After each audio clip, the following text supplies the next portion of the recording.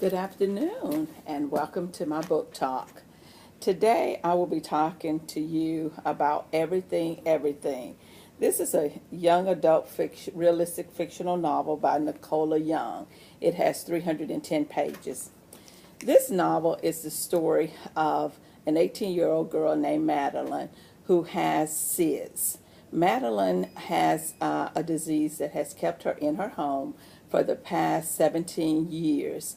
She cannot go outside because she has an she's allergic to everything. She's allergic to the world. She basically lives in a bubble. This is how she protects herself from getting any kind of infections or exposed to any deodorants or any chemicals or anything that can trigger a reaction to her disease. The only people that she's come in contact with over the years has been her mother and her nurse. I'm going to read a short passage from the novel that talks about the disease from Madeline's perspective. My disease is as rare as it is famous.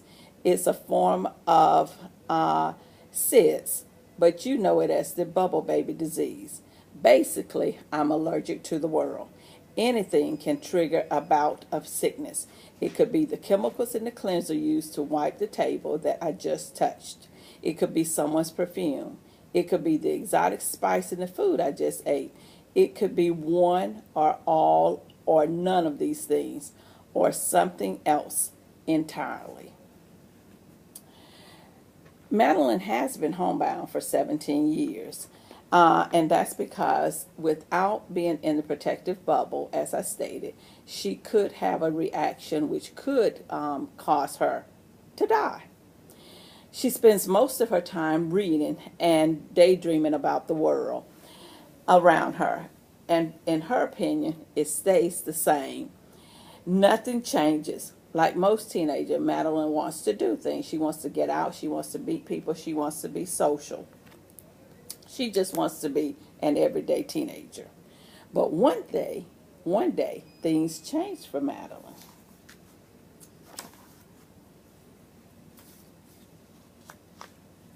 The house trembles, and my books vibrate on the shelves. A steep beeping joins the rumbling, and I know what it is. A truck. Probably just lost, I tell myself, to stave off disappointment. So the noise that Madeline hears is a truck moving in, new neighbors next door. This piques her interest. She becomes curious about the family that's just beginning to move in. And among the family members is a teenage boy. And this is how she describes it. I want you to promise, she begins. I'm already at the window, sweeping the curtains inside. She's talking to Carla, her nurse. I am not prepared for the bright California sun. But then I see him. He's tall, lean, and wearing all black. Black t-shirt, black jeans, black sneakers, and a black knit cap that covers hair completely. He's white with a pale honey tan. After a few seconds, he begins bouncing lightly on the balls of his feet. Suddenly, he takes off at a sprint and runs literally 6 feet up the front wall. I press my open palms against the glass, breathless as if I'd done this crazy stunt myself. I look from him to the wall, to the windowsill, and back again to him. He's no longer there. He's staring up at me. Our eyes meet. He grins at me, and his face is no longer stark, no longer severe. I try to smile back, but I'm so flustered that I frown at him instead. With this experience, Madeline begins to think what life would be outside of her home, outside the bubble. She wants to experience life. She wants to know other people. She wants to get to know the boy next door. So she begins to make poor decisions. She embarks upon a journey that may endanger her health. It may even cause her to die. With experiences come choices and consequences. She knows the risk, but she's willing to take and do whatever it takes to get outside of that house. Do you think Madeline should take risks? Do you think Madeline should risk her health to meet the boy next door?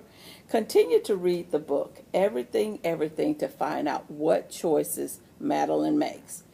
Madeline makes choices, and she knows that these choices are ones that could risk her life. After you finish reading the book did become a movie. Enjoyed the movie. The other two books that I chose today to talk about, one is If I Stay by Gail Forman. Now, If I Stay is a story of Mia. Mia is a young girl who is bright, has a bright future, and also she has choices to make. Choices to make after her entire family is killed in a car accident. Choices. 17-year-old Mia is forced with some high ones. Stay true to her first love, music, even if it means losing her boyfriend and leaving her family and friends behind. Then, one February morning, Mia goes for a drive with her family, and in an instant, everything changes. Suddenly, all the choices are gone, except one, and it's the only one that matters. So Mia, thinking about her bright future, her love of music, she has to decide, will she stay where she is, will she move on? It's all about making choices.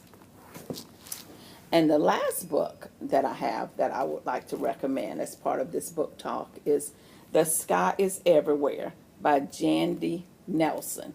In this book, it's about two sisters who are very, very close until one day one of them dies. Lenny, the 17-year-old, who is left behind after the death of her sister, tends to struggle with the death of her sister, and she has to find a way to move forward. She has choices to make. 17-year-old Lenny Walker, bookworm and band geek, plays second clarinet and spends her time tucked safely and happily in the shadow of her fiery older sister Bailey, until one day Bailey dies. Abruptly, Lenny is moved to the center of the stage of her own life, and despite her non-existent history with boys, suddenly finds herself struggling with two of them. Toby and Bailey's boyfriend. His grief mirrors Lenny's own. Joe is the new boy in town, a transplant from Paris, whose nearly magical grin is matched only by his musical talent. And with these three books, the characters have to make decisions, choices to move forward in their lives or choices to stay where they are. What would they do?